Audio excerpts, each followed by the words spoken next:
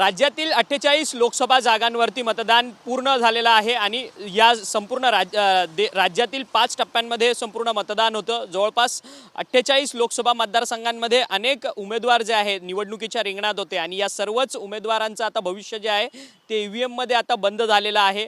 परंतु जिंकणार कोण याची उत्सुकता जी आहे ती प्रत्येकाला लागलेली आहे। राज्यातील या संपूर्ण लोकसभेच्या निवडणुकीच्या संदर्भातल्या गप्पा ज्या आहेत त्या चावडीवरती रंगताना आपल्याला पाहायला मिळत आहेत। या सगळ्या संदर्भात बोलण्याकरता आपल्यासोबत सचिन धानजी जे हिंदुस्तान पोस्टचे वरिष्ठ पत्रकार आपल्यासोबत आहेत। सर, दक्षिण मुंबई लोकसभा मतदारसंघाच्या संदर्भात आज तुमच्याशी बोलणार आहोत की गेल्या अनेक वर्षांपासून तुम्ही मुंबई महानगरपालिका जवळून कव्हर करत आहात पत्रकार म्हणून।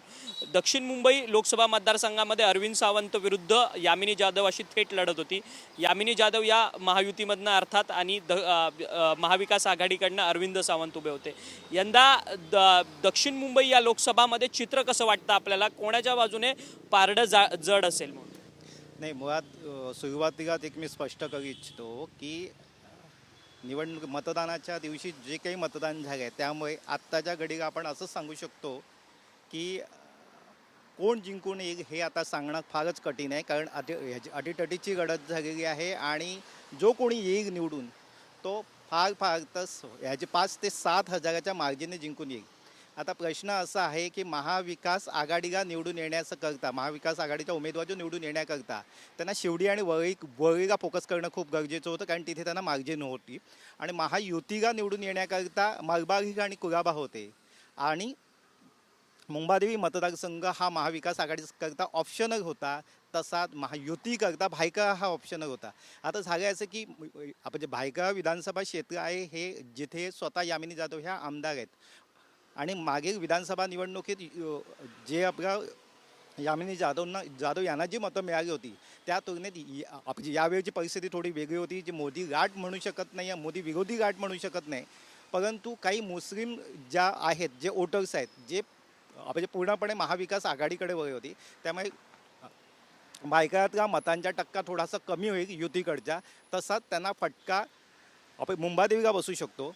परंतु एक गोष्ट बघायला मिळेल की मागच्या आपण कुलाबा विधानसभा क्षेत्रामध्ये जे आता 43% मतदान झालं, जे मागच्या वेळेला 45% होतं, जे 2% कमी झालं आहे आणि कुठेतरी इथेच थोडंसं गणित थोडं बिघडतं आहे, पण मलबार हिलचा टक्का वाढला आहे।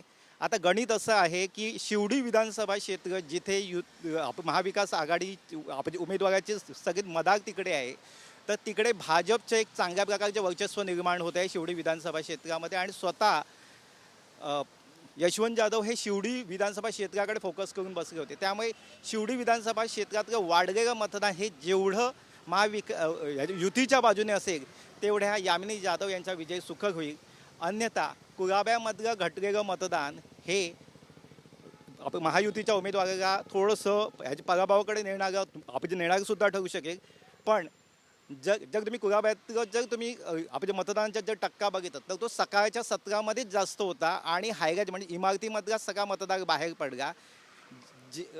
जे झोपडपट्टीमधला जो म्हणजे आंबेडकर नगर असेल किंवा आपले गणेश नगर असेल, अशा ज्या झोपडपट्टीमधला मतदारसंघ मतदार यावेळेला बाहेर पडलेला नाही आहे आणि कुठेतरी हाच घटलेला जो मतदार आहे तो जर उद्या काउंट करायचा झाला तर कुलाब्यातला जो मतदार आहे तो मतदार महायुतीकडे जर असला तर यामिनी जाधवच्या विजयात कोणताही अडथळा नाही आहे। पण तो जर कुलाब्यातला मतदारसंघ जर 100% मराठी मतदार जो पडला आणि त्यातलं जर 60% मतदार हे जर महाविकास आघाडीकडे असेल तर यामिनी जाधवला फटका बसू शकतो। त्यामुळे मराठी मतदार सुद्धा महत्त्व आहे कुलाब्यातलं, तेवढेच हायगाईज पण महत्त्वाचं आहे। आणि मलबार हिल तर मी तुम्हाला मगाशी म्हणालो की मलबार हिल पूर्णपणे सेफ आहे, तिकडे त्यांना काहीच धोका नाही। वरळीमध्ये पण पूर्ण सेफ आहे। वरळीमध्ये फक्त महायुतीला एक पॉझिटिव्ह थिंकिंग असं आहे की जो वरळी कोळीवाड्यातला जो मतदारसंघ आहे तो यावेळेला महायुतीकडे आहे, कारण जो मागील वेळेस आदित्य ठाकरेकडे होता, कारण कोस्टल रोडच्या वेळेला जे महायुती राज्याचे विद्यमान मुख्यमंत्री आणि यांनी जो घेतलेला निर्णय आहे तो सकारात्मक असल्यामुळे तो महायुतीकडे वळू शकतो। त्यामुळे सर्व जर ही जर गणितं बघितलं तर आत्ताच्या घडीला कोणीही असं स्पष्ट सांगू शकत नाही की कोण निवडून येईल, पण जो कोणी येईल तो काटावर निवडून येईल आणि आलाच तर तो 5 ते 7 हजारांनी निवडून येईल किंवा 5 ते 7 हजारांनी कोणाचा पराभव होऊ शकतो. खरं तर सर, पण दक्षिण मुंबईमधली ही संपूर्ण लोकसभेची परिस्थिती पाहिली तर 6 विधानसभा मतदारसंघामध्ये सर्वात जास्त महायुतीचे आमदार आहेत. म्हणजे महायुतीला सर्वात जास्त लीड भेटण्याची शक्यता त्या मतदारसंघामध्ये आहे का सर? नाही मला काय नाही परत.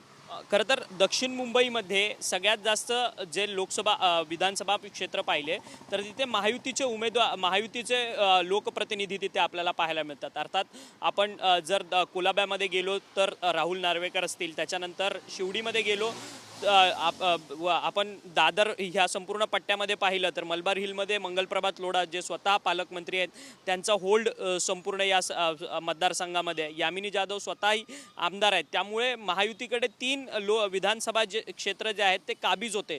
त्यामुळे 3 विधानसभा क्षेत्रातलं जर कॅल्क्युलेशन पाहिलं तर महायुतीचा उमेदवार हा जिंकून येण्यासारखा काम होऊ शकतो का? नाही, मुळातच एक आहे की दोन्ही ठिकाणी समांतर आपण विधानसभा क्षेत्राचे आमदार आहेत. जसं महायुतीकडे 3 आहेत तसेच महाविकास आघाडीकडे पण 3 आहेत. शिवडी, वरळी आणि मुंबादेवी हे महाविकास आघाडीकडे आहे. कुलाबा, मलबार हिल आणि भायखळा हे महायुतीकडे आहेत. परंतु हे जरी असेल तरी जी आता मगाशी मी आपण सुरुवातीलाच म्हणालो की भायखळा विधानसभा क्षेत्रातला जो मतदार आहे, जो मतदान वाढलं आहे, तेच मतदार मुळात थोडंसं मुस्लिम वोट थोडंसं महाविकास आघाडीकडे गेल्यामुळे थोडासा आपण दगाफटका होऊ शकतो किंवा विजयामध्ये थोडंसं हे होऊ शकतो. आणि मुंबादेवीमध्ये यांचं होल्ड असलं तरी मुस्लिम मतदार हा पूर्णपणे तिथे गेला आहे. त्यामुळेच थोडीशी युतीच्या उमेदवाराची धाकधूक वाढली आहे. मी असं म्हणत नाही की महायुतीच्या उमेदवाराचा विजय होईल किंवा त्यांचा पराभव होईल, परंतु आजच्या घडीला लढत एवढी अटीतटीची बनली आहे की मतपेटीत किंवा EVM मशीनमध्ये नक्की कोण कोणाच्या बाजूने गेलं हे काहीच सांगू शकणार. फक्त आज आम्ही मुस्लिम वोटर, हिंदू वोटर याचंच विभाजन करतो आहे आणि त्यांचं फक्त प्राबल्य कुठे कमी आहे हे दाखवू इच्छितो. बाकी याच्या व्यतिरिक्त कोण कितीने येईल किंवा कसं येईल हे नाही सांगू शकत. खरं तर धन्यवाद, तुम्ही आमच्याशी बातचीत केली. हे होते सचिन धांजी, जे हिंदुस्तान पोस्टचे वरिष्ठ पत्रकार आहेत. गेले अनेक वर्ष त्यांनी मुंबई महानगरपालिकेमध्ये पत्रकारिता केलेली आहे.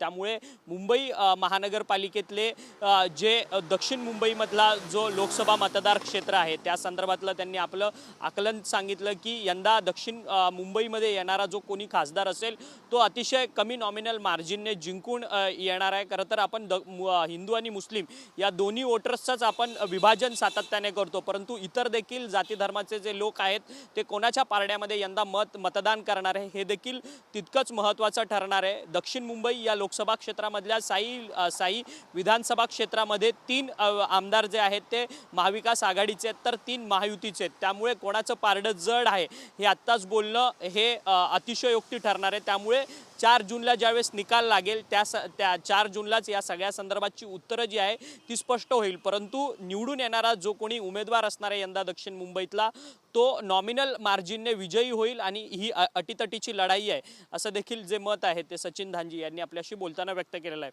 व्हिडिओ जर्नलिस्ट गणेश मोरेसह अक्षय मंकणी, TV9 मराठी, मुंबई.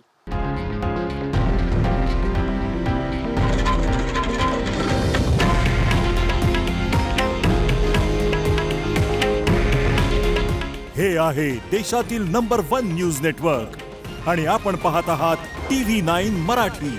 काळजी तुमची, हित महाराष्ट्राचं.